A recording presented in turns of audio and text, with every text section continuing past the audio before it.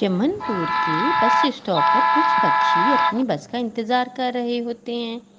तभी वहां पर एक छोटी नन्ही सी चिड़िया आती है। वो वहां आकर, अंकल जी 2 रुपए दे देना, 2 दिन से कुछ नहीं खाया अंकल जी, कुछ तो मदद कर दें। तब तक आप कमेंट में इन कलर्स के नाम बताएं जो सर्कल्स में हैं। ऐसी वो चिड़िया दोपहर तक भीख मांगकर वहां से चली जाती है। ऐसे ही अगले दिन फिर वो बस स्टॉप पर आकर भीख मांगने लग जाती है। एक दिन बंटी नाम का बूढ़ा कबूतर बस का इंतजार कर रहा था। उसी वक्त वो टोनी चिड़िया बस स्टॉप पर आकर भीख मांगने लग जाती है। उस दिन कोई भी उसे भीख नहीं देता। चल भाग यहाँ से, पता नहीं सुबह सुबह कहाँ से आ जाती है दिमाग खराब करने, चल हट। ऐसा कहकर वो नन्ही चिड़िया को डांट देता है। ये सब कुछ वहां पर खड़ा बंटी कबूतर देख रहा होता है। उस चिड़िया के पास थोड़े बहुत रोटी के टुकड़े थे, इसलिए वो वहां से चली जाती है। अचानक से वो पेड़ से टकराकर गिर जाती है और रोटी के टुकड़े कटोरे से गिर जाते हैं। चिड़िया वहीं पर रोने लग जाती है। वो सब देखने के बाद बंटी कबूतर चुप नहीं रह पाता। वो फौरन ही चिड़िया के पास पहुंच जाता है। चुप हो जा बिटिया, रोना बंद कर दो, ये कहते हुए बंटी सोच में पड़ जाता है।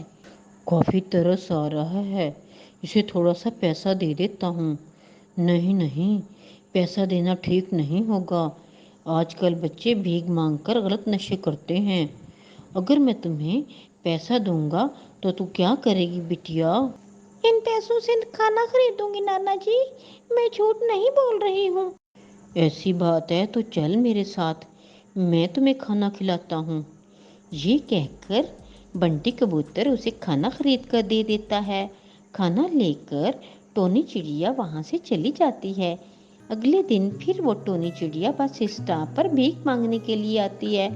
बंटी कबूतर फिर से उसे खाना खरीद कर दे देता है। ऐसे ही कुछ दिन बीत जाते हैं। एक दिन ऐसे ही एक दिन टूनी चिड़िया को खाना देने के बाद बंटी कबूतर सोच में पड़ जाता है।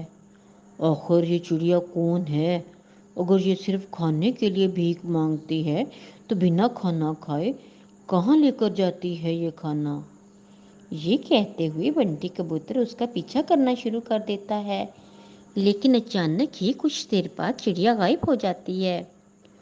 निकल गई, आज नहीं तो कल सुबह में पता लगा कर रहूंगा आखिर खाना लेकर कहाँ जाती है और करती क्या है। ये कहकर बंटी कबूतर वहां से उड़ जाता है।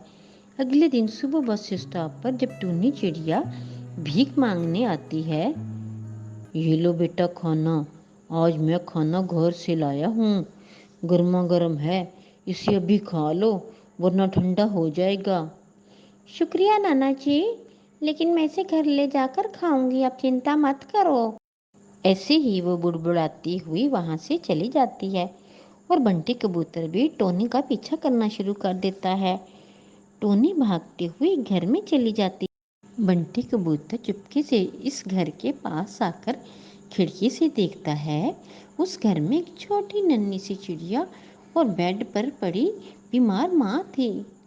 दीदी आ गई, दीदी आ गई, अपना खाना लेकर आ गई है दीदी। ये बात सुनकर बीमार पड़ी माँ मुश्किल से उठती है। इस खेलने कूदने की उम्र में अपने पिता की मौत की वजह से इतनी मुसीबत का सामना करना पड़ रहा है मेरे बच्चों को। मेरी बेटी एक पैर से अपाहिज होने के बावजूद हमारे लिए रोज खाना ला रही है। पता नहीं कितने पंछियों के आगे हाथ फैला रही है। मैं बीमार हूँ, मैं कुछ नहीं कर सकती। ये कहते हुए वो रोना शुरू कर देती है। चुप हो जाओ माँ, एक बार आपकी सेहत ठीक हो जाएगी तो हमारे साथ अच्छा ही होगा। ऊपर वाला हमारी ज़रूर मदद करेगा। मैं और मेरी छोटी बहन स्कूल ज़रूर जाएंगे। पहले आप खाना खाकर अपनी दवाई खा लें, वरना आपकी तबीयत और ख़राब हो जाएगी। ये सब देखने के बाद बंटी अपने आप को रोक नहीं पाता और अंदर आ जाता है। नाना जी आप? मैं तुम पर शक करते हुए यहाँ तक आ गया हूँ। बेटा, لیکن مجھے یہاں آنے کے بعد ہی پتہ چلا تم کتنی بڑی مصیبت میں ہو۔ کیا بتاؤں نانا جی، پتا جی کے گزرنے کے بعد ماں کی طبیعت کافی خراب ہو گئی ہے۔ بہن چھوٹی ہے۔ جب میں کام کی تلاش میں نکلی تو کچھ پکشیوں نے بچی کہہ کر اور کچھ نے اپاہج ہونے کے کارن کام ہی نہیں دیا۔ میرے پاس کوئی راستہ نہیں تھا، اس لیے میں نے بھیک مانگنا شروع کر دی نانا جی۔ آج سے تمہاری دیکھ بھال میں کروں گا۔ تم دونوں اسکول جاؤ گی، تمہاری ماں کا بھی اچھے اسپتال میں علاج کرائیں گے۔ اچھے لوگوں کے ساتھ ہمیشہ اوپر والا اچھا ہی کرتا ہے۔ یہ باتیں سننے کے بعد تینوں کا خوشی سے کوئی ٹھکانہ نہ رہا۔ ایسے ہی وہ سب مل کر ہنسی خوشی رہنے لگے۔ ہماری کہانی پسند آئی ہو تو شیئر کریں، لائک کریں اور سبسکرائب کریں۔